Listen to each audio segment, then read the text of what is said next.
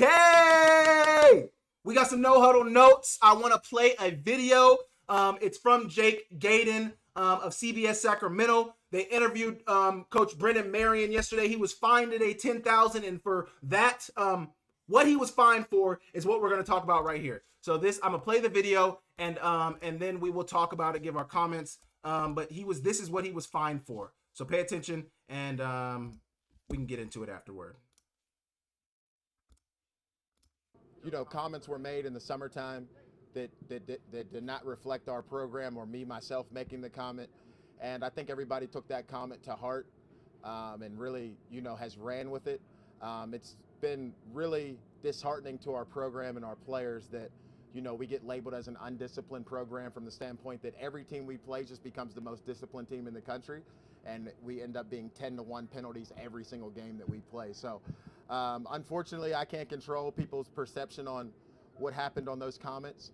But it's just unfortunate for our kids and our players that are, we got seniors that are getting looked at by the NFL and they return a kickoff, return touchdown, and we get a call or, stuff like that. I mean, we've had 8 touchdowns called back, which is, any other program I've been a part of, we don't have to deal with this.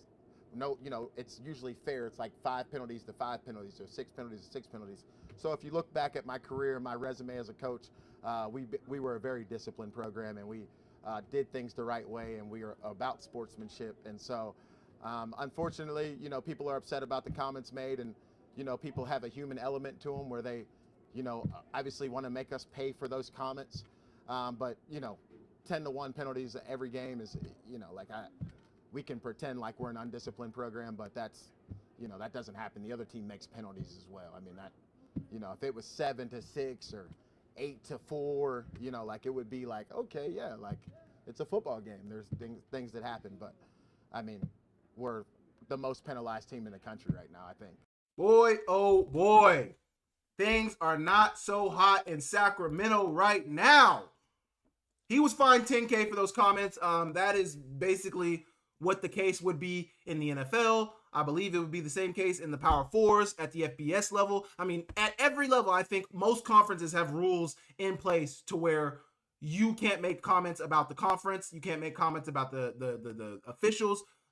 Because if you allow one person to make comments about it, you're going to be getting comments every week from the coaches about, oh, this official didn't do this. We know the officials aren't perfect. And the Big Sky officials most certainly aren't perfect. So we don't want to act like, these guys are good guys. But if you open up Pandora's box to allow coaches and everybody to scrutinize these guys, that's all you'll see. So they fined him $10K for it. About my comments on his comments, man, I mean, it's a little...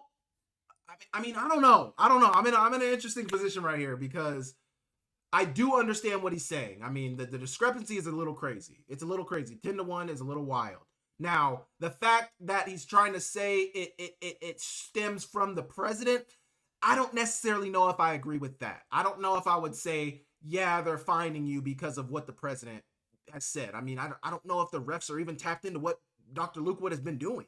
I don't know if that's the case. Now, being 10-1 discrepancy, there probably are some irregularities in there. There probably are. There's no doubting that there's probably some irregularities in those penalties. But the fact that it is that drastic, you can't just put it all on your president. You can't just, what I would love to see is a little bit of accountability. I mean, I don't really care what took place. And maybe this is because I played for Coach Houck. Maybe this is because this is the way Coach Houck always said this, and I know I bring up Coach Houck all the time. You can be mad about the way Coach Houck does a lot of things, but there's a lot of things. There is a reason that Coach Houck has won as much as he has. There's a reason Coach Houck is where he is. There's a reason he's the most winningest coach in Big Sky Conference history. Listen to when Montana loses, what do you hear out of Coach Houck? Yeah, we didn't do this good. We didn't do that good. It starts with me. I got to look in the mirror. I got to coach better. Point blank, period. Coach Houck always goes on that podium and says, I need to coach better. Because if it doesn't start with you, where does it start? Because you can't just start shedding blame on this person, on that person. And I learned a lot from hearing Coach Houck say that every week. I need to be better. Whenever I mess up, I was shooting this the tailgate tour this year. I was shooting it. And the first week we did it, the video wasn't great. And I could have been mad at the cameraman and said, oh, well, my cameraman didn't do this. My cameraman didn't turn the sound on. I said, no, I didn't do a good enough job showing him how to turn the sound on. I didn't do a good enough job instructing him. I didn't do a good enough job on this, and that. It's not his fault that he truthfully didn't know. How would he have known? Because I didn't teach him. I think a lot can be gathered from that from Coach Howe. It starts at the top. And maybe, maybe there is other things outside of your control as a coach. But to the media, to the people to the outside, to the fans, I'm taking the blame. I'm being held accountable. This is my team. I'm getting paid all the money to coach this team. I am taking the accountability. I'm not going to shed accountability on anybody else. I'm not going to say, oh, it was this person's fault. It was that person's fault. So yes, I do understand where Coach Marion is coming from. A 10-1 discrepancy is hard. And when you get multiple touchdowns called back, 8 touchdowns called back in a season, it's hard to say that, hey, some of us might think, hey, is there a collusion against us? And is something going on? Do the people not like us? I think it's correlation does not mean causation. Yes, your president made those comments. Yes, you guys are the most penalized team in the Big Sky Conference. I don't think those two things are related. I think there's a little bit of undisciplinedness in there. You may not be an undisciplined team, but you show undisciplined tendencies. I don't know how else to say it. I don't know how else it can be boiled down to.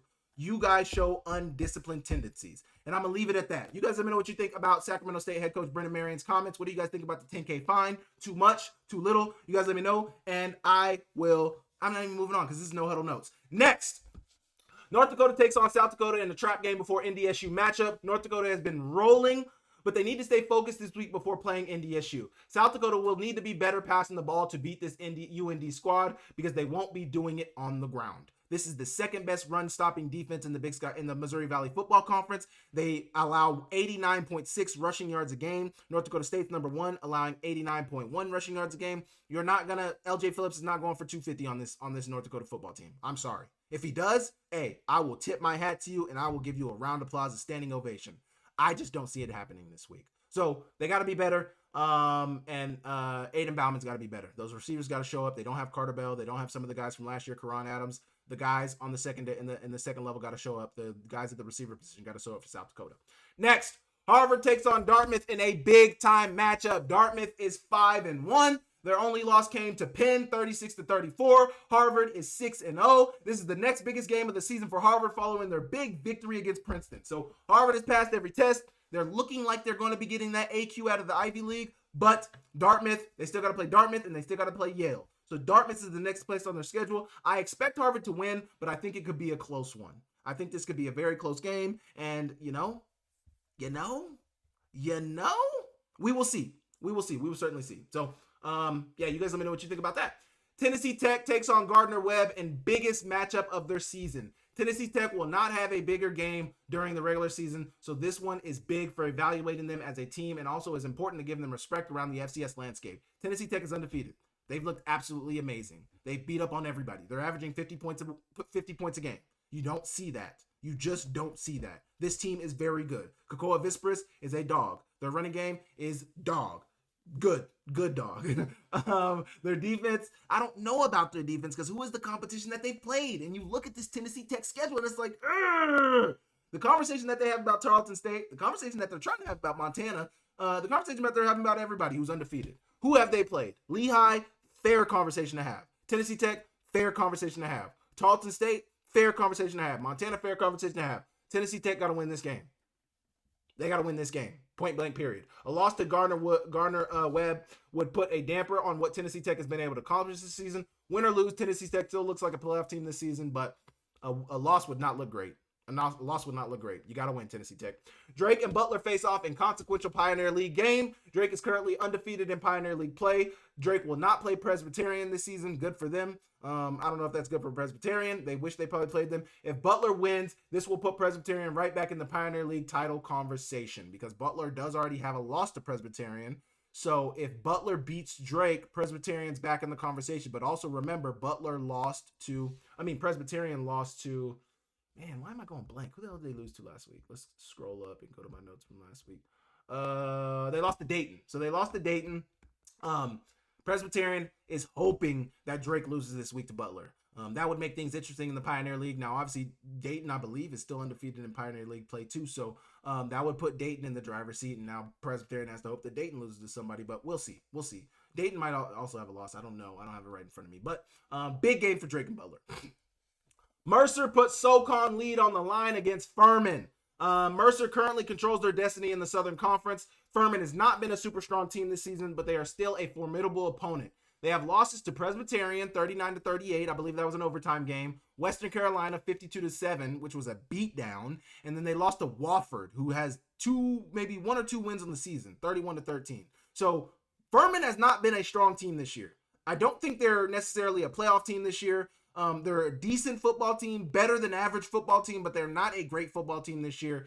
Mercer should win this game comfortably, but if they don't, that will be telling. Remember, this Mercer team lost to Presbyterian, a Presbyterian team that now has their first loss to Dayton. I mean, you look at some of these losses some of these teams take. Obviously, people have good games. Obviously, people have bad games. People have a bad day. But Mercer needs to win this game. Make no mistake about it.